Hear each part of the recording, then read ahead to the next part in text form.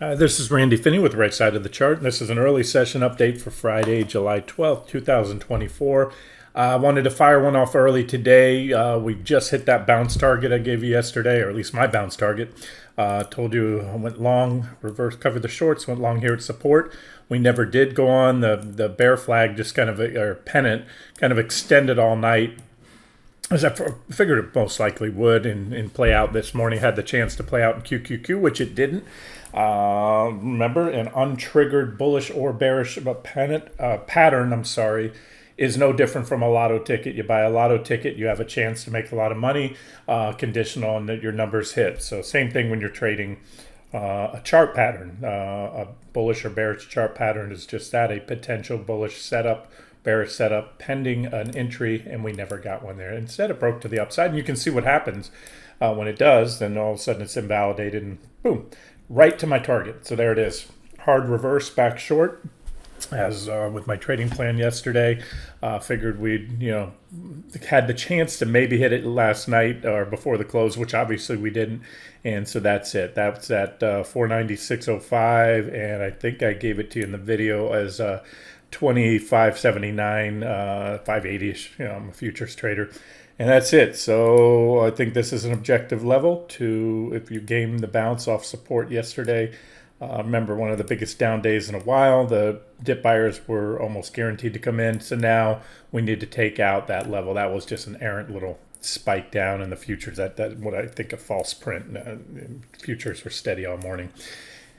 So roughly a break of the recent lows right there. And that should take us down to the next level.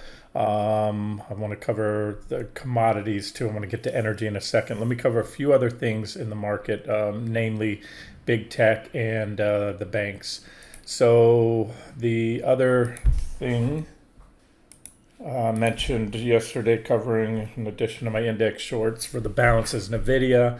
Cover that on the trend line. Again, it's TA 101. You do one of two things when a security pulls back to a trend line. You either cover short if you are short, or wait for a breakdown if you want to go short or add to shorts, or you go long, and that's it. So now, as I've mentioned in the video yesterday and before, we've hit it several times. I don't suspect this is going to be the run to new highs. That's certainly possible. And again, so where we're at right now, two objective short entries, either on a break, a solid break, especially a 60-minute close below the trend line, or, when you get like when you just hit it and you're fresh off it, then you can zoom in and say you'd want to wait for a break of yesterday's lows. In fact, what I'll do is I often do. I always say the charts are dynamic, and so is my analysis. I'm going to tweak this trend line ever so slightly. I need to grab it. It's too long. Let me pause the video and, well, now I can do it here. I must have extended it at some point. Let's see. Do I have an extension on it? Yeah, no wonder. Okay, there it is. All right. So what I'm doing, if you can see, there's a few little candlestick wicks down there. And I'm going to just tweak my trend line ever so slightly to come in and capture those. And that's it. So we still have a very, very well-defined trend line. And where I was going with that, you also have a potential bull flag pattern on NVIDIA. By the way, it's all, again, I've been saying this, all about NVIDIA. So potential bear flag continuation pattern, the same thing as, or you can even almost draw a pennant, but I like this as a flag. You take the measured target of a bearish pennant or a bear flag pattern. You take the distance of the flagpole, that's the impulsive move down to the formation of the flag, add it to the highest point of the flag where before it breaks down. Now, just like that pennant, it is a potential pattern, and you need to have the breakdown. So the breakdown and sell signal coming to break below the flag. Now here's how you want to play it safe, just like with the trend line. The yesterday's lows are just a hair below that. So that's your safer bet, if you will, because they may go down and test that. I mean, you could certainly take a shot at a starter on the break of the flag and the trend line. They come in together. But once if and when we take that level out, it'll probably come clear to most. Long stops will start firing off. Shorts will pile in. So there's your, and that's everything, like I said, about the market today. And NVIDIA up 1.44%. Let me just look at big tech for you to show you. Like I mentioned yesterday, it was all just about tech. As I mentioned, we had the home builders trade was up. We had just about every sector, and I went through that last night. I tried to explain. Hopefully that made sense. There's 11 sectors in the S&P 500. I have them on a watch list with the ETFs, the Spider Select, sector ETFs, and those that were red were the ones that have, remember, the Mag 7 or big tech stocks. They're referred to, they are tech companies, but then Amazon is in the consumer discretionary sector. Alphabet's in the communication sector. And so, but they have, here, I'll show you in a second. Either way, QQQ at resistance down.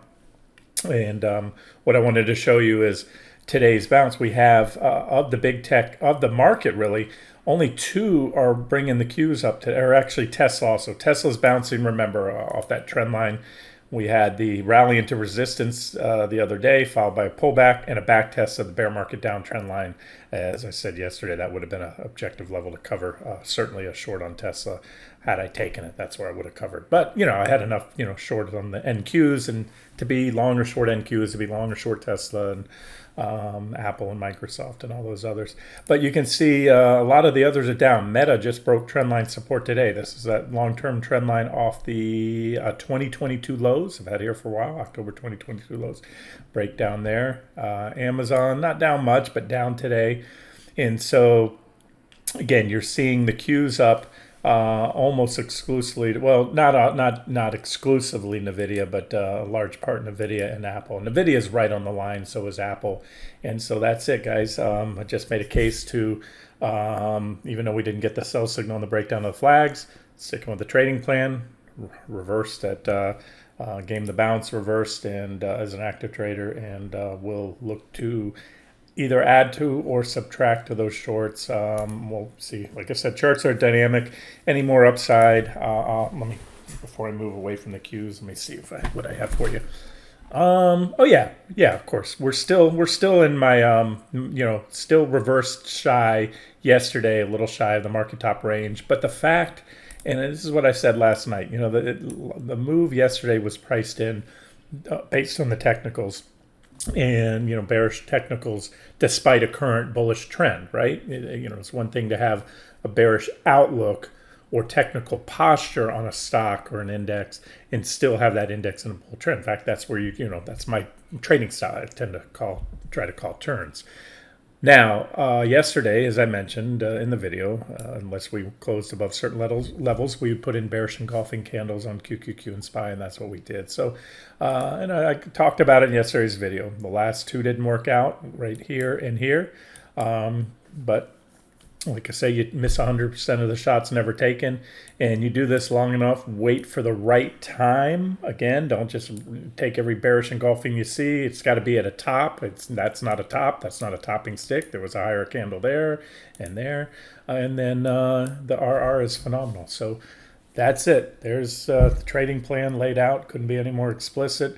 And so, two stop levels you could do is either stop above there.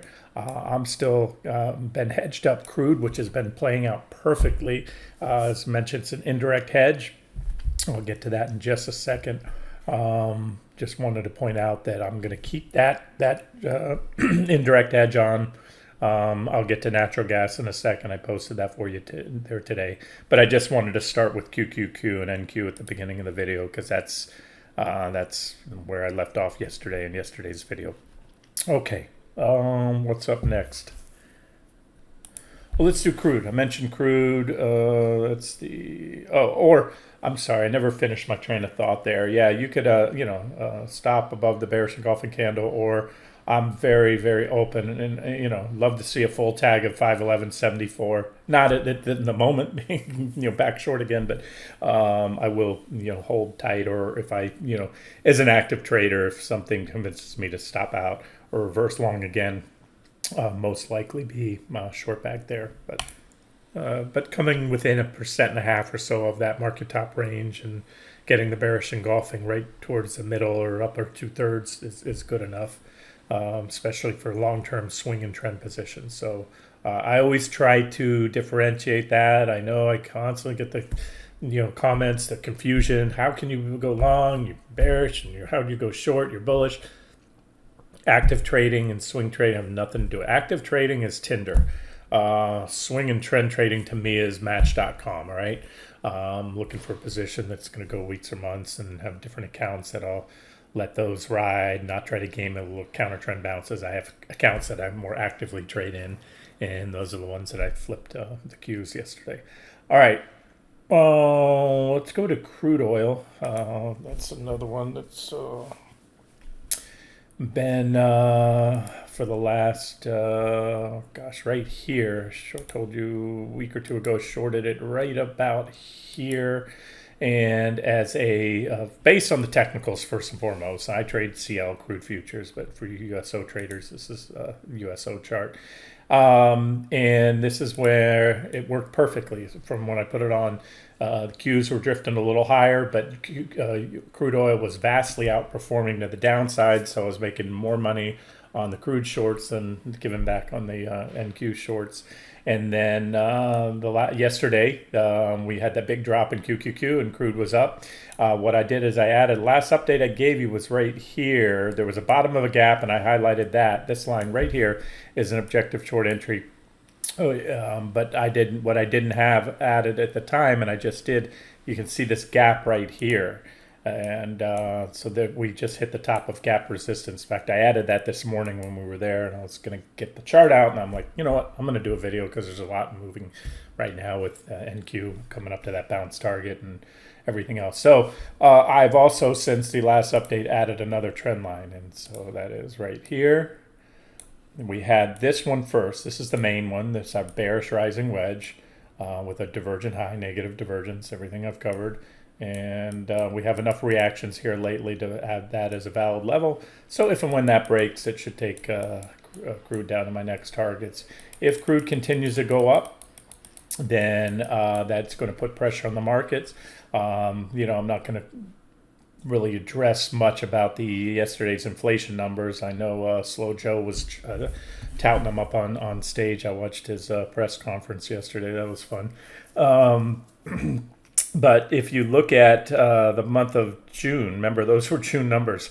This is crude oil. And guys, I know crude oil doesn't represent, and gasoline price is the biggest part. It's housing and shelter is the biggest part of the CPI. But this is one that certainly hits our wallets, whether it's understated or not. And all I want to show you is the June numbers came in below expectation. I think it was like a 0.1 increase month over month. Well, let me just show you this. I'm grabbing the crosshairs. This is the beginning of June right here. You can see my dates on the calendar. Technically, let's do it right. June was up here. We started down. So I'll go grab, was at the, end of May right there, this candle. And through the end of July, we had a 8% increase in crude. And more so, remember that the CPI measures periodically throughout the month. This rip, which was mostly through June, is a 17% rally in crude oil, all right? Bottom line, and I've covered this many times in the past, I have my zones on crude just like I do on treasury bonds, and they've worked very well. They guided us down to the biggest correction all year. Last time we got in the orange zone and pointed it out in April, and crude fell, and so did the stock market, because the lag effect here is they didn't get the memo. They were ignoring the rally there, and so my prediction ahead of time is the stock market would probably start to take note here. Really start to take note, and just like on IEF, the 10-year treasury bonds, this is where the market will freak out, and I still maintain that. That's why it's a red zone. And so we pushed the upper limits, highlighted when we were getting there the other day, but I also then turned around and shorted it because that's resistance as well. So, and we broke the trend line. There were a lot of reasons. So, and look where we bounced. Remember, these zones are also based off support and resistance levels. That's 79. So boom, hit that, bounced.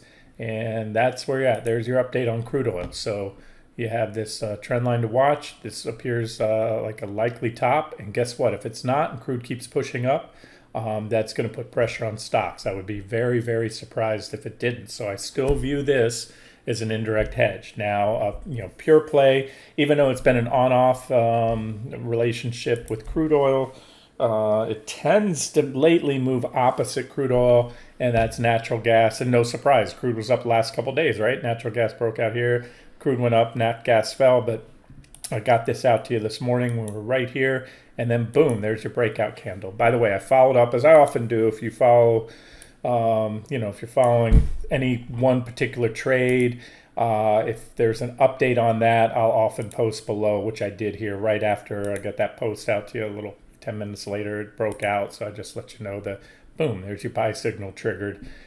So that's another comment here. Let's see, IWM breaking out. I don't know about that. I'm not trading IWM at the moment. Let me see here. IWM. Wow, it's a nice move today, but is it breaking out? It's clearing. I don't see a clear level here. I see a spike high, a divergent high right there, and I see an even bigger divergent high right here. Let's see here. Put it right there. You can see I had this line here created back in 2021 to 1490 or 89. That was, if you look closely, it'll tighten back up here. Let's go back to remember this was the topping range in IWM. It seemed like a pretty significant level back then, and we'll see if it comes into play. So yeah, it did just punch out to a new 52-week high. I'll give it that for sure, but my focus right now, and I think the biggest bang for buck index-wise, as I mentioned right now, is going to be on the NASDAQ 100. So, and then this will most likely follow this divergent high, and it's still not, it's still well below its 2021 peak back there. So. And if you want updates on anything I'm not trading or tracking, just let me know in the comment section. I'll try to get that out to you. All right, so that's it. So the best trading up today, I always try to throw out to you what's timely, is I think UNG breaking out of that bullish falling wedge, and all the targets. And a lot of upside potential. Long-term charts are still constructive in my opinion too. So this I'm viewing as both a potential swing trade as well as a longer-term trend trade. I think it has potential for high double-digit gains in UNG. Let's talk financials. So yesterday or last night, I got out to you the post on the financials. XLF is a financial sector ETF. JP Morgan is the 800-pound gorilla in the sector. So far down, as I say, I don't read too much into the initial reaction, but so far this is going the way of the charts. My guessing game is, if I always say this, if going into earnings, if I don't have a very strong opinion on a chart, it's a complete crapshoot. I'd rather go to Vegas, get free drinks, and just blow my money there on games where the odds are stacked against me. But when in technical analysis, if the chart's clearly bullish or clearly bearish, I'll play that game where I make a prediction of how the stock's going to end up after following, the next tradable trend, drop 10% or more. And so I called this one down. Nothing big so far, down 2.5%. They beat earnings, which of course they did. Have you ever heard Apple or Amazon or JP Morgan miss? No, they're in the business of guiding earnings, so it's they're always going to just always going to beat earnings. But the only important thing is the street's reaction to the earnings. So I'm going to add a level as I'm talking to you. I'm just eyeballing a level here. Why did I do that? Well, there was a peak right there, couple candle peaks there. So this is where dip buyers should come in and buy. I don't think they will. I gave you this back here as a short trade setup several times a video with a break, sell signal coming a break of that uptrend line, and then that 193.90. We hit my first target. We bounced, made a marginal new high. That's from the short entry, went up about another 7% versus downside to my final target from the entry of 26%. So well within a reasonable stop allotment, using a favorable RR of 3-to-1 or better. If you're targeting, 20, if it was a 21% drop, that would be a 3-to-1 RR, but it was better than that. If hit, it's going to be bigger than that. So we'll see if that plays out, but I think it will. And if it does, then this is something to watch. Again, this is the financial sector. So tech, by far the most important sector for the stock market, not necessarily the economy, but for the stock market. So we'll watch QQQ and all the big tech stocks. And then the banks, of course, we'll watch those as well and see how they do. Wells Fargo, I called down last night. That one had already broken down. Did I update? Oh, I gave you Citi. I gave you Citi and JP Morgan. These were the three that reported today, and you can see what happened. Now, Wells Fargo already broke down. That was a no-brainer. It peaked here with that divergent high, broke down, little snapback rally. Unlike JP Morgan, it didn't make a marginal new high, but now what the stock has done is created a new low, and this is the early makings of a downtrend, right? An uptrend is simply defined as security making higher highs and higher lows, right? A downtrend is lower highs and lower lows. So today took out the previous lows, support right there. Why is that support? Previous reaction lows, so you want to see that get taken out. And Citi was the other one that reported today. And oh yeah, nice move down through the uptrend line right there. Remember, covered the financials back here when JP Morgan broke down. That was our first sell signal on Citi. Hit the secondary trend line, broke down, back tested, big rejection, and just like JP Morgan, a marginal new high, and now a sell signal on a break of the latest uptrend line following a big divergent high. So the story here today, people are buying techs as they would. Pavlov rang the bell yesterday. Techs down, biggest day in a long time, right to support, with the rest of the market holding up. So the dip buyers did what I expected they would do, came in to buy. However, this will now, I think, as the day goes on, or the days, today's Friday, next week, if these losses are built upon, as predict they will be, that will then become the focus. What's going on with the banking sector? Because you need a healthy banking sector for the stock market and the economy to hum along.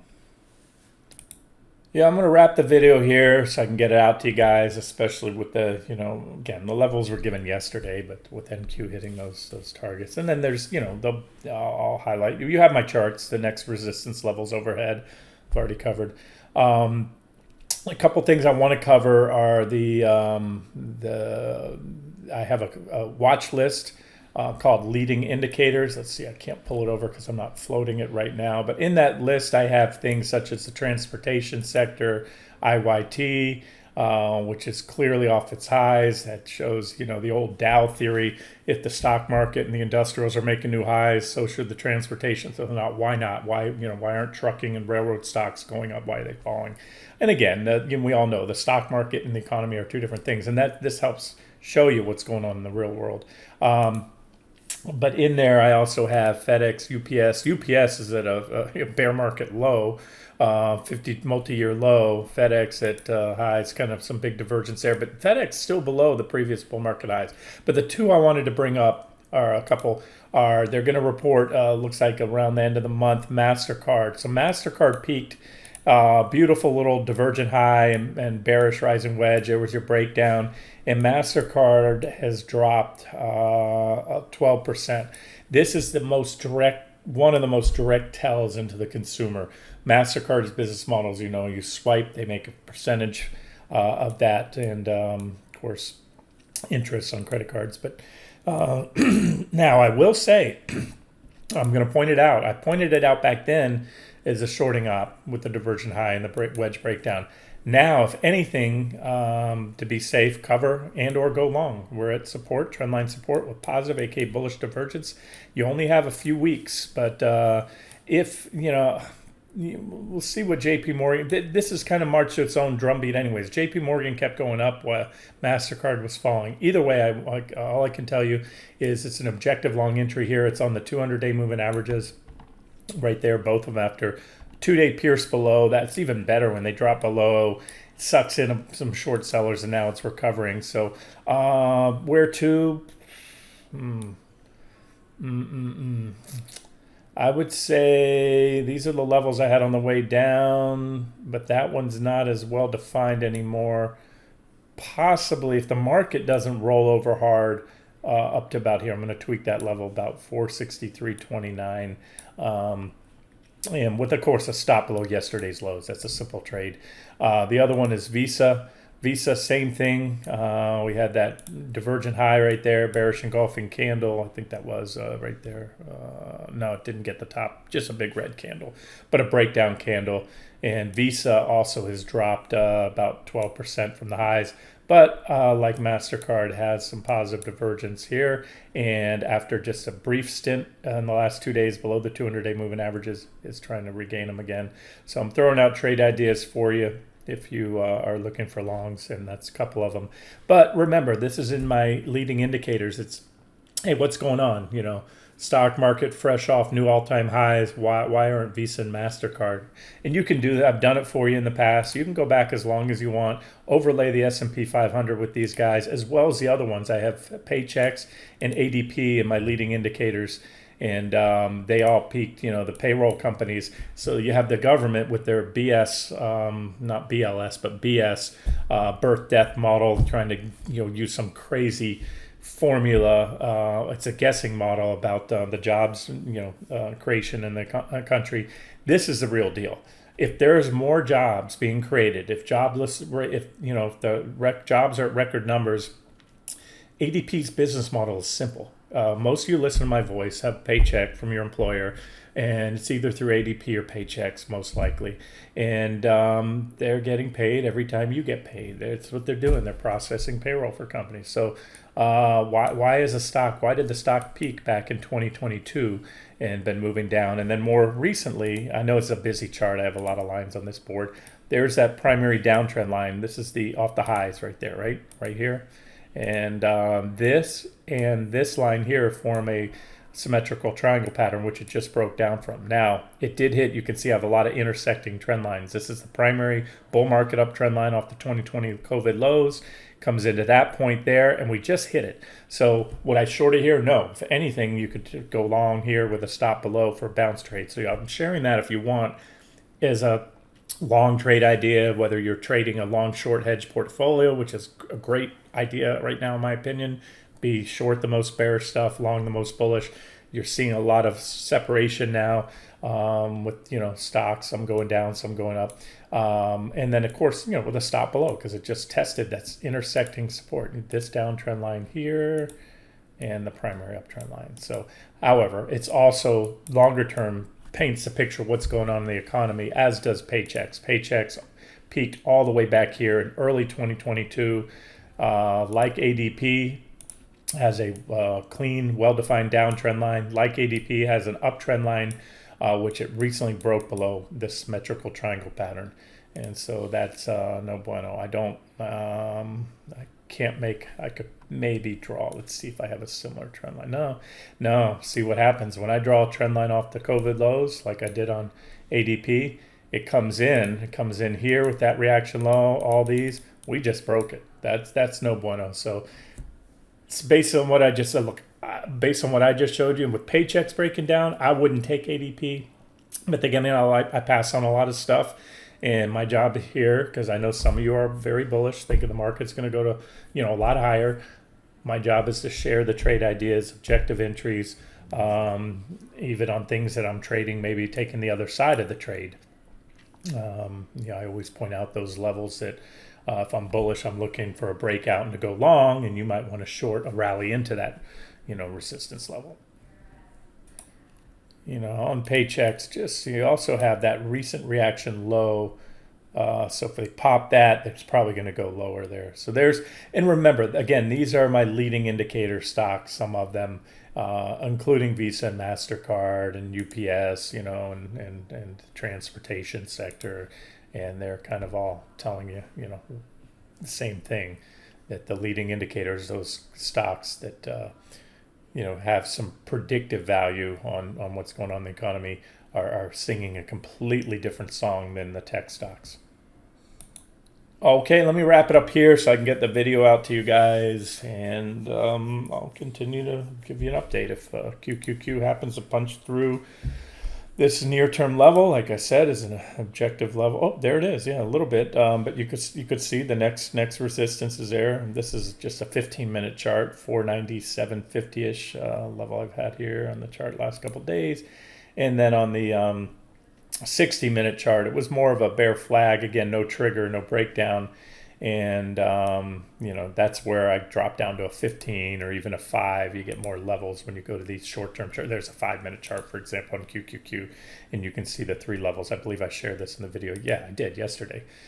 So that's it, guys. This is there's that little 5-minute bull flag breakout I highlighted yesterday towards the end of the video, and we're coming up to what was on there, and it still is that max potential bounce target, where the way it works is, you may not. I don't want to add above that. I'll just sit tight for a bit, reassess things, and then look to start if as an active trader scaling out, but swing positions, no change unless we go over the top of my market top range on my outlook, and I'll, like I said, continue to remain hedged indirectly with crude oil, and in a way long natural gas, only because of that inverse relationship between crude and nat gas. Remember, crude will affect, if it keeps going up, it's going to put pressure on the stock market.